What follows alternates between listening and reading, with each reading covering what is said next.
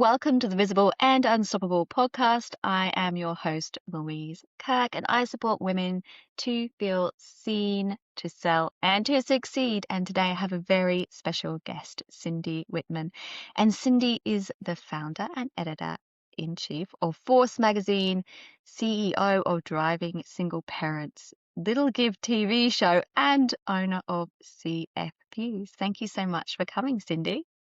Absolutely. Happy to be here. So my first question is, after I have a big breath of listing all of those things off, how do you honestly find all the time to do all of those things? Yeah, I'd love to say to people when they ask me that question is I run my calendar. My calendar does not run me. So I'm very intentional with my time. And even with all the fun things I do, I also get to spend 3 date nights a week with my husband, hang out with my grandkids, be there for my kiddos. And I'm a beekeeper too. So I always make time for everything just by being very intentional with my calendar. Beautiful. And so for you, when you're intentional of your calendar, what does that look like for all of us ladies out there who are like, I would love to squeeze more in my life? Yeah, well, it just looks like everything's scheduled. I really just kind of make sure I have everything blocked off and I make time for what I really need to make time for and what's important. And even when it comes to like journaling or writing, or if I'm thinking through a new business idea or upgrading a portion of my business, I schedule time to actually sit with myself and think through how I can make that happen. Yeah, I love it. Thank you so much.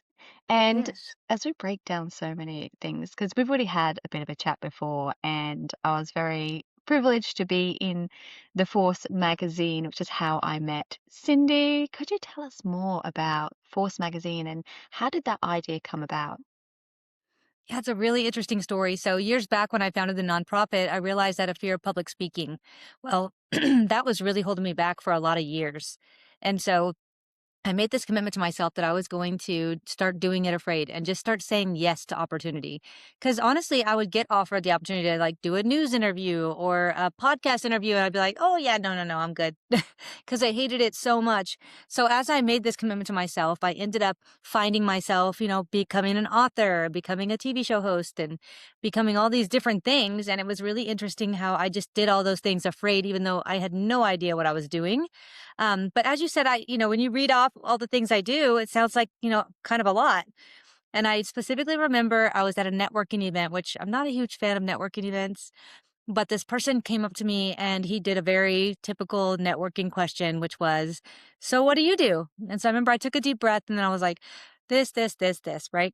Well, when I finished, he said, oh, so what's next for you?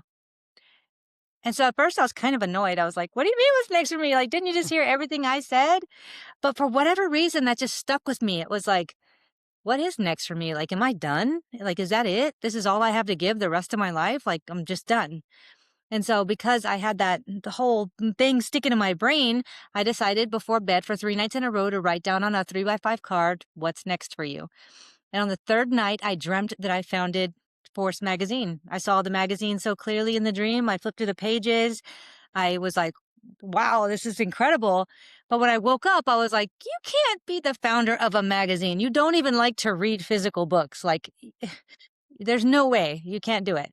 But after I laughed at myself and I wrote it all out, it still felt right. So I reached out to my publishing company and said, hey, do you think you could help me do a magazine? And they were like, yeah, we think we can help you with that. So boom, less than 60 days later, Force Magazine was born. Wow. And for those of the listeners who aren't quite aware of Force magazine, could you tell us more about that? Yeah, really what the mission is just to spread good news. I feel like with a lot of other magazines, you go to, the nail salon and you pick up the magazine and it talks about the new lip shade or it talks about what's the trendy thing to wear or what to wear this summer. Force magazine is not like that at all. We're all about inspiring, really being educational, helping people be seen, heard, and known, which is really important to us. And really what we want is when somebody sits down with a copy of Force magazine, they leave feeling like, wow, they did that and I can too. So that's really what the magazine's about. We're available in over 10,000 online retailers, Barnes and Nobles, Walmart, Target, all the big places, and also on Amazon. And yeah, that's what we have it available in 13 countries right now. Wow. And I really resonated, especially because I support a lot of women around that fear of being more visible. And you were talking about how at the beginning, when all these opportunities were coming up for being on podcasts or being interviewed, you had that sense of like, oh, no, not me. For you, Yep. when you think about that fear of really showing up and taking those opportunities, what was it for you that really gave you that sense of, no, I can't do this in the beginning? Well, I really feel like growing up in a single parent home, we were super poor and we didn't have running water or electricity a lot of times. We went without food a lot. So I've always been a very talkative person. So my whole life, everyone was always kind of telling me like to sit down and shut up and stop talking so much. In fact, one time they even bought me a shirt that said, "Help, I'm talking and I can't shut up." And so I really had this thing of like, nobody wants to hear what you have to say. Nobody wants to look at you. Sneak into the corner, be as small as possible, and don't, make a wave or don't, bring attention to yourself. So I'd always kind of lived that path. And so trying to now be the founder of a nonprofit that gives away cars, it's a very different thing where people want to shine the light on you. And I think it was a lot of those deep-seated things within me that made me feel like I wasn't worthy. Mm. And that idea of no one wants to hear what you have to say, I think resonates Mhm. with like so many women. And so for you, what was that turning point then where you were finally able to overcome that and be like, no, I'm going to get my voice out there? Yeah, well, I don't think I ever am going to overcome it. I actually did a speaking engagement yesterday and I was like, "Ugh," I just have to do it afraid every time. Every time. It's never like where I just feel like I own the stage or I feel like I, belong in this moment. It just always feels a little shaky and a little nerve-wracking, but I know that most of the things that I've done that have really been the best parts of my life, I've done with shaky hands. And so I always know that on the other side of that fear and on the other side of doing it afraid, that maybe I'll help somebody else. And also, I know that it's going to feel like an accomplishment once I finish. So just holding on to the fact that I know it's going to be worth it gets me through that rough spots. Beautiful. And it's so important too to remember like doing it when you're still afraid. Because I think sometimes we feel as women, we're like, no, we're going to wait till we feel confident. We'll wait till we're ready. We'll wait till we're certain. And it's actually going through that, pushing through that fear sometimes where you go, I lived. I made it the other side. It's Yeah. okay to keep going Hmm. and trying again. And you mentioned Absolutely. as well briefly about driving single parents. Now, I know that you have this fantastic charity where you essentially raise money for single parents to be able to get their own cars. Yeah. How did this come about? Another one of those things. So, as I mentioned, I came from a single parent home. I decided to get out of that poverty part. I was going to get married in my early teens and start my own happily ever after.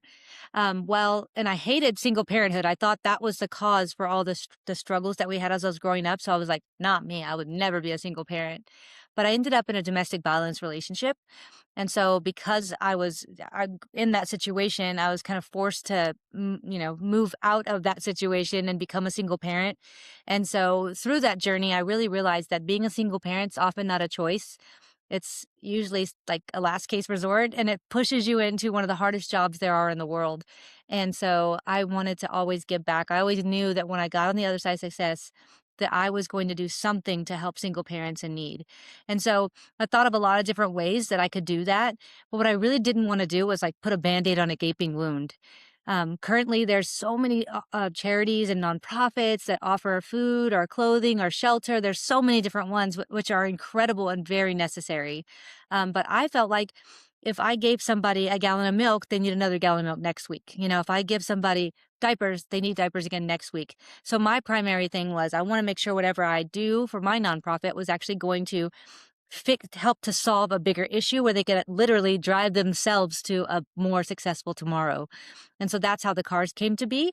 But the way that that started was I was at dinner one night and I was sitting at the table and it just hit me like a lightning bolt. It was like, I stood at the table and I was like, that's it. I'm going to give away cars to single parents. And the person I was at dinner with was like, sit down. You are not giving away anything. You know what the liabilities are? Giving away cars? Like, have you lost your mind?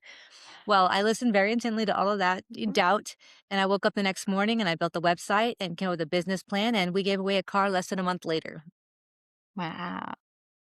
And so for you, what was it about giving away cars that became, I guess, I was about to say that driving force, but dad Hey, jokes I love aside. it. Yes. Yeah, well, I feel like the car is actually something you can use as a tool to really get yourself to the next level, whether that would be a better paying job across town or get you to where you could be at a place that you can go back to school yourself to better your education to get a higher paying job. You can really use the car as a tool to get yourself to the next level. And so when I was a kid, I we often didn't have a vehicle, and if we did have a vehicle, it was quickly repossessed. So I remember all the times that there were all these incredible food banks that we could have gotten food from, but we had no car to get there. And we lived in a rural area, so we didn't have like public transportation or anything. So many opportunities where people were willing to help us and give, but we were not in a position to be able to get ourselves there to receive. And so thinking through all that and all my lived experience, I knew that that car would really be the driving force, as you said, to get that family to the next level. Beautiful. And for you, what would you say have been the biggest struggle when you became a single parent? Oh my goodness, childcare. Childcare was the biggest struggle because, of course, childcare is very expensive. And so it's almost you have to have one job to pay your bills and one job to pay for childcare. So at times I worked two jobs and I put myself through school and I sold plasma just to make enough for all my daughters to be able to go to childcare and me work and put myself through school. So it was a huge struggle with the childcare. And that was my number one desire when I wanted to get back to single parents was to solve the childcare crisis. And I couldn't get anybody to be excited about it because they feel like government assistance is there to fill that gap. And there are services available, but there are a long waiting list and limited funding and a lot of things which prevent single parents from really being able to get to the next level because they can't afford the child care. So they end up kind of in this trap. And so that was my biggest struggle by far. Yeah.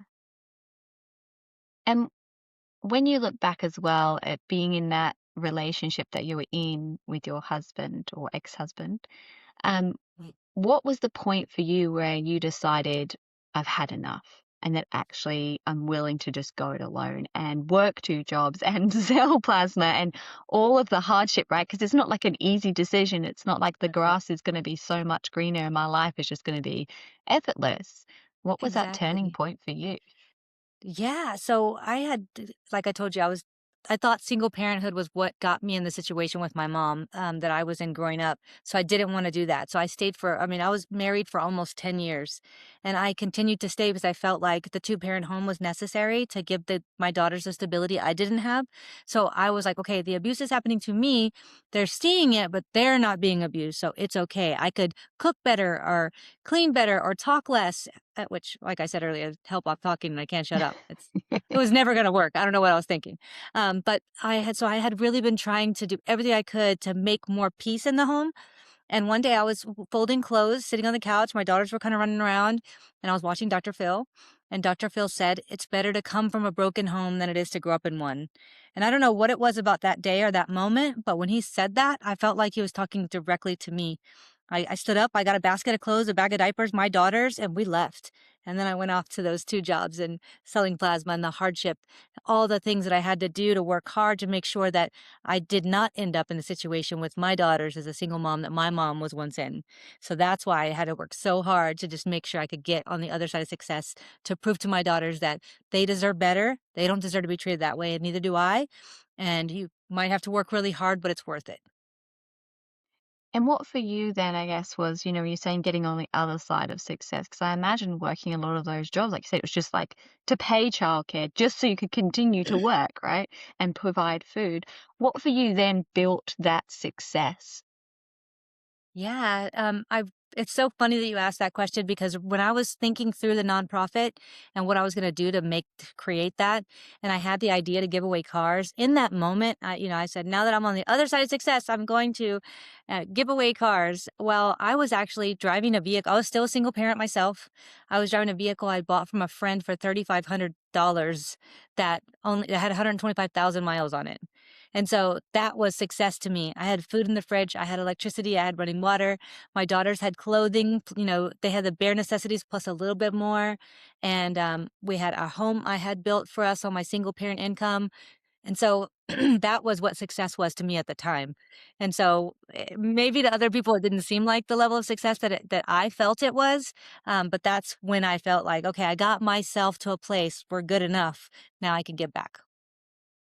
I love that. And I love because everyone's definition of success is so different, right? Like for some people, Yes. it's like success means I've earned the millions and I'm in the Bahamas. And for others, it's like, no, I've just been able to have, like, create that thing that I guess you always wanted, right? Like that Mhm. stability for yourself and your family and the car Yes. and the car that you got Sure. so that you can then give another one away. I love that. Absolutely. And so also, I know that you do Little Give TV show. Can you tell me Mhm. more about that one?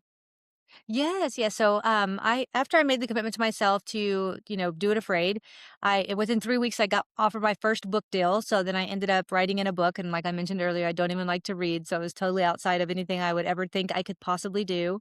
And then I got my second book opportunity. Well, in the midst of that second book opportunity, I was offered the opportunity to host my own TV show. And I was like, no way, I cannot host my own TV show. I don't even like to be on camera. I have a fear of public speaking. I don't know anything about TV. Like, no. But then I remembered again, I made that commitment to myself that I was going to do it afraid. So I thought to myself, okay, if you were going to have a TV show, what would make it worth it for you to sit in front of that camera and do it afraid week after week? And really, the idea was if I could highlight ordinary people doing extraordinary things to help others, showcase a nonprofit in every episode to help ask for donations for those different nonprofits all over the world, that would make it worth it. To spread good news, spread kindness, and show the audience that there is so much good out there if you really just open your eyes. Is so much good. And so that's how Little Gift was born. Beautiful. And for anyone who wants to watch Little Give, where do they find that? Yeah, so you can actually go to littlegive.com and you can find it there. You can find it on anywhere on your favorite streaming platform for podcast, and it's also available on YouTube. There you go. And so, Cindy, what is coming up for you this year? Because have a sense that you're a woman, as you've said, of what's next? What's next for Cindy? As if she doesn't What's do next for enough.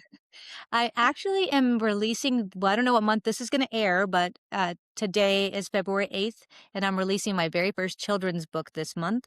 And so I'm really excited about that. Tell me more. What is this children's book? Yeah, so 6 is my favorite number. And so this will be book number 6 that I've written.